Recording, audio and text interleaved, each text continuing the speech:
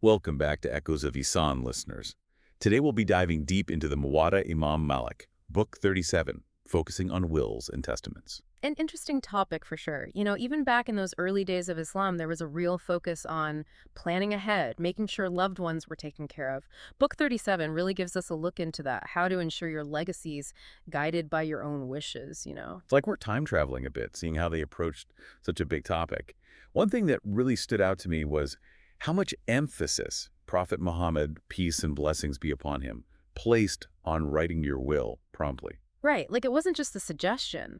The hadith even says not to let 2 nights pass without writing one. That urgency, it shows just how vital this act was, and still is. Taking responsibility, making sure things transition smoothly. Makes you think, huh, I've been putting this off too long. But it's not just about writing it. The Muwad goes into all these details, like how much can you actually change your mind after the fact? Oh, absolutely. It's not set in stone. You can make changes, the testator can, right up until the very end. Except when it comes to freeing slaves, that's mudabar. That part becomes binding immediately. So mudabar basically means putting in your will that a slave will be freed. And that had to happen right away, unlike other changes. Exactly. And there's a deep reason for that difference. Freeing a slave, it was a hugely virtuous act in Islam, like a step towards spiritual purification. It was so important that there couldn't be any delays or going back on it. That makes sense with Islam's focus on justice and compassion. But what about, like, people who might not have full control over their decisions, say children or someone struggling with mental capacity? Could they still make a will? This is where you really see the depth of Islamic law, how sensitive it can be. There's this case in the Muwatta, an adolescent boy from the Ghassan tribe. He's dying in Medina, but his heir is all the way in Syria. And there was this concern about his property, the well of Jusham. So even though he was young, they still recognize his right to decide what happened to his property. They did. Caliph Umar, may Allah be pleased with him, ruled that the boy could bequeath the well. It set a precedent that minors, even people facing mental challenges, they have the capacity to make a will if they understand what they're doing. Wow, it wasn't just a blanket rule. They looked at each situation individually. Real respect for everyone's agency. But there are limits, right? Like how much you can give away even if you're totally sound of mind. Definitely. There's this concept of the third limit, which comes from a story about Sa'd ibn Abi Waqqas, one of the Prophet's companions. He was ill and wanted to leave a huge chunk of his wealth to charity. That sounds pretty generous. It was. But the Prophet actually advised him to limit charitable bequests to just 1/3 of his estate. That seems kind of counterintuitive. Why restrict giving to charity, especially when it's so encouraged in Islam? Well, it's about balance, right? Charity is great, but your family, your heirs, their well-being matters too. The Prophet emphasized that leaving your heirs well off is better than leaving them needing help from others. So it's about finding that middle ground between your spiritual obligations and taking care of your loved ones financially. A reminder that we have responsibilities on both sides. But what about when things get really complex? Multiple beneficiaries, maybe even conflicting interests. The Muwatta tackles that too. There's this one case, a man willed 1/3 of his property to one person and the service of his slave to another. But get this, the slave service ended up being worth a whole third of the estate. Well, that's a tricky situation. How do they even sort that out? Sounds like a recipe for arguments. Islamic jurisprudence, it shines in moments like these. They assessed the slave service, then divided the inheritance fairly. The person who was supposed to get 1/3 of the estate got their share, and the other person got what the slave service was worth. So they found a way to honor both parts of the will without anyone losing out. What happened to the slave in all this? He was freed. Shows the practicality of Islamic law, finding solutions that uphold values like freedom, even in complicated scenarios. It's amazing how they blend principles with real-world solutions. Makes me wonder about those unique cases, like pregnant women, people who are very sick, or even those in imminent danger on a battlefield. Did the Muwatta have anything specific for them? Oh, definitely. Pregnant women, those with life-threatening illnesses, they were limited to leaving just 1/3 of their estate. Same restriction applied to those facing imminent danger in battle, too. Seems like there's a theme there, acknowledging the heightened vulnerability in those circumstances. Why specifically 6 months for pregnant women, though? I'm curious. It goes back to the Quran verses about childbirth and weaning.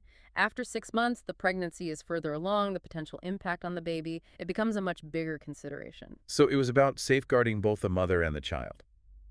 Fascinating how they connect these seemingly different situations with that thread of compassion and justice. But what about leaving something to your existing heirs? Isn't that already covered by inheritance laws? Good point. Inheritance in Islam has its own set of rules, but you can go above and beyond that with bequests to your heirs. There's a catch, though. You need all the other heirs to agree to it. It can't be a one-sided decision, even if it's your property. Exactly. If some agree and some don't, you can only reduce the share of those who said yes.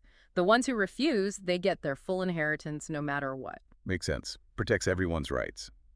There's that interesting case in the Muwatta. A man who was very sick wanted to leave more than a third of his estate to certain heirs. He asked the others for permission. What made that case so special? It all comes down to timing. Because he was already limited to a third due to his illness, the permission he got, it became permanent, even if he didn't end up using the full amount. If he'd asked while he was healthy, in full control of his property, it wouldn't have been the same. Every detail matters. Makes you appreciate how deep and complex Islamic inheritance law is. What about gifts mentioned in a will but not actually given yet? Is there a right of possession attached to that? Good question, and it can get a bit tricky. The key is whether the gift was actually given before death or just mentioned with the intention to give it later. If it was truly given, it's separate from the inheritance. If not, it's considered part of the estate. Intention matters. We've covered so much, from the basics of writing a will to all these intricacies about consent and possessions. This deep dive into the Muwatta Imam Malik has been truly enlightening. Really shows how comprehensive Islamic law is, trying to cover every little detail.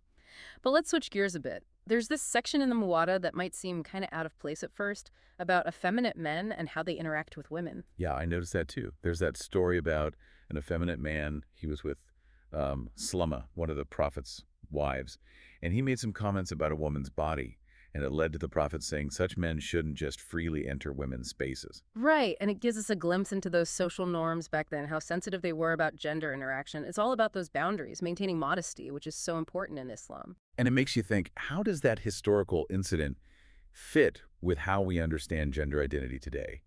It's a conversation starter, right? Balancing individual expression with those cultural and religious sensitivities. For sure, it needs careful thought, trying to understand all the different sides. Mm. Speaking of sensitive situations, the Muwatta also talks about this custody battle that went all the way to the top in early Islam. You mean the one between Umar ibn al-Khattab, the second caliph, and his ex-wife over their son Asim? What's so interesting about that, besides it involving Umar? Well, it shows us how they dealt with divorce and child custody back then. Umar took his son from a mosque courtyard, and the boy's grandmother, on his mother's side, she challenged that. It actually ended up going before Abu Bakr as-Siddiq, the first caliph. Wow, so it became a legal case with big implications for how custody was viewed. What did Abu Bakr decide? He ruled in favor of the mother. He emphasized how important it is for a mother to have custody in those early years, and that set a precedent that's still influential in Muslim communities today. A case from centuries ago, still relevant now. It shows how deeply rooted those values are in Islamic law. But let's shift gears again to something more practical. Liability for defective goods. Yeah, that's key in Islamic commercial law. Fairness and transparency in all deals. The Muwatta gives an example. A sale's canceled because the goods were defective. The question is, who's responsible if those goods changed value while the buyer had them? Okay, so say someone buys some land, and it turns out there was a hidden problem that makes the sale invalid. But during that time, the land value either shot up or maybe it plummeted. Is the buyer stuck with that change? Nope, Islamic law has a solution. The buyer is only responsible for what the goods were worth on the day they got them, not when they give them back. So if the value went up, they don't have to pay extra. And if it went down, they don't get compensated for the loss. That sounds fair. Protects both sides from those unpredictable changes. Speaks to that emphasis on balance we see in Islamic teachings.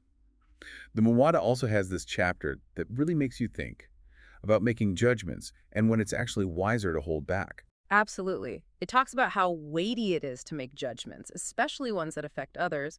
Humility, realizing you could be wrong, that's so important. There's that story about Abu Darda. He was known for being hesitant to judge, always acknowledging he could make mistakes. Powerful reminder not to take judging others lightly. And then there's the story of this guy, super honest, trustworthy in business, but he ended up going bankrupt. Shows you can't judge someone just because they're doing well or struggling financially. Islam teaches us to have compassion, to understand that people go through hard times. Exactly. It's all about those complexities of life, being sensitive when you judge someone. But of course, sometimes judgments are necessary to ensure justice, right? And the Muwatta doesn't shy away from that, like when it talks about what happens when a slave commits a crime. That's a tough one, especially now when slavery is condemned everywhere. It's important to remember the historical context, but also to see how complex the issue of slavery was. What did the Muwatta say about that? Well, it makes it clear that if a slave does something wrong, the punishment is on them, not the owner. But the owner could choose to pay compensation for any damage, or even hand over the slave as payment. So they were trying to hold people accountable while acknowledging that the owner had some responsibility too. It's a reminder of how Islamic law aimed to navigate those difficult social realities. We've gone through so much, from wills and custody to those tricky legal questions and ethical dilemmas. The Muwatta Imam Malik really is an incredible source of guidance, full of wisdom that's still relevant today. Back again with Echoes of Ihsan, and we've been really getting into the nitty-gritty of Islamic inheritance law, all thanks to the Muwatta Imam Malik. It's been quite the journey exploring this ancient text and how it handles all these life events, always with fairness and practicality in mind. Absolutely. So as we wrap up this deep dive, let's recap some of those key takeaways. That emphasis on writing wills, it's not just a suggestion, right? It's like a duty in Islam. You got it. Taking charge of your legacy, making sure your loved ones are provided for. Remember that hadith, urging Muslims to write their will like right away. 2 nights shouldn't pass without one. Shows how seriously Islam takes planning for the future. Right. And it's not just for the wealthy either. We saw how even that young boy, close to death, he still had the right to decide what happened to his property. That respect for individual choice, no matter your age or situation, it's powerful. And the sensitivity toward those who are more vulnerable, those facing mental challenges, pregnant women in tough spots, the system is built to protect them, make sure they're treated fairly and with dignity. It's amazing how these principles from so long ago, they still resonate today. A framework for ethical choices, navigating family dynamics, building a legacy on justice and compassion. And even with something as seemingly simple as giving a gift, there's that attention to detail, making things clear, doing it the right way so there's no confusion or arguments later on. It's all about fairness, transparency, those cornerstones of Islamic law. Exactly. And you see them woven throughout Book 37 of the Muwatta Imam Malik, guiding us on how to handle these important things, wills, inheritance, finances, with wisdom and a kind heart. But what we've covered today, it's really just a taste of what the Muwatta has to offer. There's so much more to explore, so much wisdom in those pages. It's a wellspring of knowledge, offering guidance that's timeless, something we can all apply to our lives today. So as we end this episode, I want to leave you with a question to ponder. What does all this, what we've learned about Islamic inheritance law, tell us about the core values of Islam, what it prioritizes? That's a good one to think about. And as you keep exploring, keep an eye out for those underlying values, the principles that shape our actions, our relationships with each other, and with the divine. Maybe this episode has inspired you to think about your own legacy, to write or update your will, or even just have those important conversations with your loved ones about what you want. Planning for the future, it's an act of responsibility, an act of love. And the Muwatta Imam Malik, it gives us that timeless roadmap, helps us navigate these things with grace and wisdom. Until next time, may your journey be filled with knowledge, understanding, and the echoes of Ihsan.